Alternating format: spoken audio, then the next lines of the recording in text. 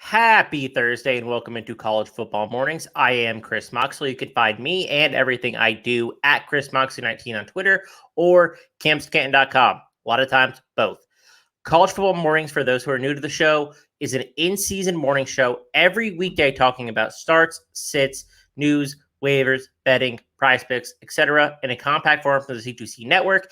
If you're watching this, make sure you are subscribed to our YouTube page, like this video, subscribe to notifications so you know when we go live and post content.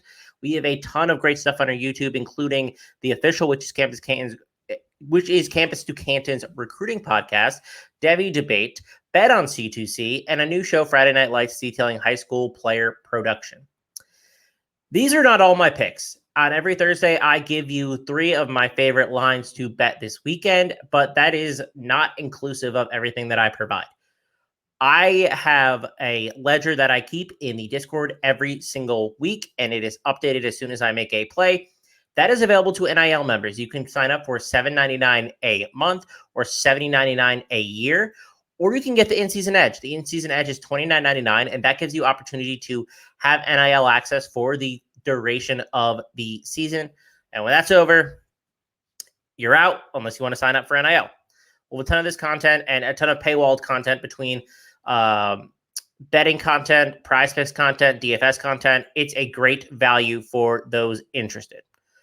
Let's get to our Saturday plays. We gave a couple earlier this week based on some early lines. A lot of those have moved. So if you got in, I think we're looking pretty good. First play I got for you, Eastern Michigan over 33.5 team total against Buffalo. This Buffalo defense is really, really bad. They rank 129th in explosive plays allowed and 117th in points per opportunity, which means their defense is trash. Eastern Michigan ranks 38th in points per opportunity. They just put 30 against Arizona State. They put 21 against what I think is a pretty good Louisiana defense. I think that Eastern Michigan could legit score 35, 40 points in this game. Buffalo has had a really hard time stopping offenses this year. They allowed 37 in a loss to Holy Cross and 38 to Coastal last week after giving up 31 to Maryland in the opener, but Maryland stopped trying at the end of the first half, so I'm not really sure that that's all they could have done. They didn't keep pouring on points. I want a 32.5 if I can get it for this team total, but I will take a 33.5 because I do think they're going to score 35 plus points. This is available in quite a few places. I know it's currently available on DraftKings for minus 110, which is standard, a standard price. Pick number 2 is Troy plus 3.5. You can find this minus 110 on BetMGM. I'm also going to give you a little money line opportunity here. They are plus 142 on FanDuel. I think Troy is actually not terrible. They're scrappy. This team quit on Chip Lindsey last year. Totally quit. I mean, they were not playing hard. They looked like crap, and they are better this year. They should have beat App State last year if you didn't see last week. If you didn't see the Hail Mary, it is quite the play and the call. Their quarterback, Gunnar Watson, hasn't been too bad. He gave Troy a 75.5 QB rating out of 100, which is pretty good, all things considered, for this offense. They currently rank 20th in explosiveness and 20th in points per drive, which means A, they're finishing drives at a pretty good rate, and B, they're doing that either with explosive plays or they're just getting to the end zone and scoring. So I actually have been impressed by what this Troy team's been able to do. Here's the real kicker in this number. It's 3.5, which means you're getting the positive hook in your direction if you're betting plus Troy 3.5. Carlton Marshall, who is their linebacker and has potential to set the all-time NCAA tackle record, he might return this week. He wasn't playing against App State, and he is basically the heart and soul of this defense. If he comes back this week, I think this is when the money line becomes more interesting. I'm playing Troy plus 3.5 no matter what. But if Carlton Marshall comes back, I think we might be in money line territory.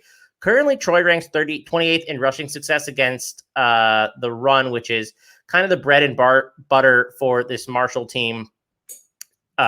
They allowed App State to score 161 yards on 35 attempts, which is pretty good. App State's a pretty solid offensive line and a pretty good running back room. So limiting App State to 160 on 35 is not bad, despite that being over 4 yards per carry.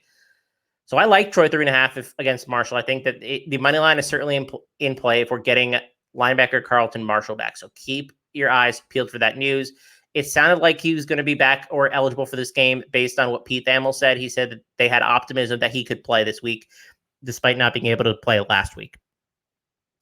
Final play, and this is, I think, the best value in this game because I think there's a couple different ways to play this, but I'm going to go with Nevada Air Force first half under 26.5, and I'm surprised this number is still out there, but it is at BetMGM and a couple other sites, I think, including PointsBet.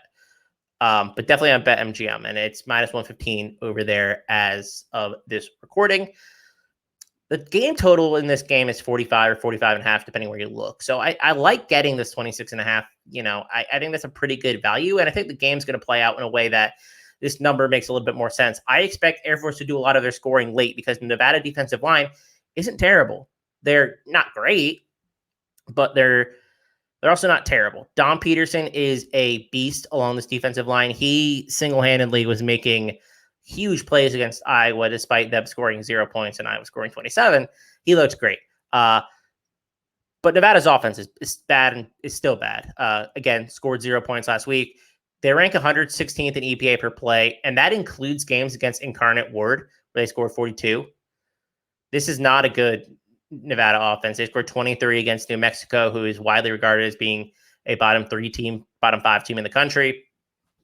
Air Force is currently 27th in limiting explosive rushes, and that's the only thing that's actually working well for Nevada currently. Toa has been the heart and soul of this offense. Regardless of which quarterback is currently under center, whether it's Shane Illingsworth or Nate Cox, they haven't been able to move the ball. They're 24-point favorites, Air Force is, and I just don't think this number makes sense for a first half play. So I don't know if Nevada can do their part to make it go there. And this Air Force team ranks 126th in pace. They don't throw the ball. They're a triple option team. We could get Air Force scoring 23 points in the first half and Nevada scoring none and still hit this. I think there's a lot of ways to hit this number. And it's also 24 on DraftKings. So you're getting 2.5 points, depending on which book you go to, which I think that's a great, great value. So Air Force, Nevada under 26.5 for the first half. So let's run through them all real quick, and then I'll let you get going, y'all. Eastern Michigan over 33.5 team total. I really want to target a 32.5 if I can. If I can't, I still like it because 35 is the number that I am trying to push towards. Troy plus 3.5 against Marshall. I think the money line is in play if we get positive news that linebacker Carlton Marshall is coming back this week. He is one of the best linebackers in the country and a preseason All-American in 2020, and I believe second team this year. Finally, Nevada Air Force first half under 26.5.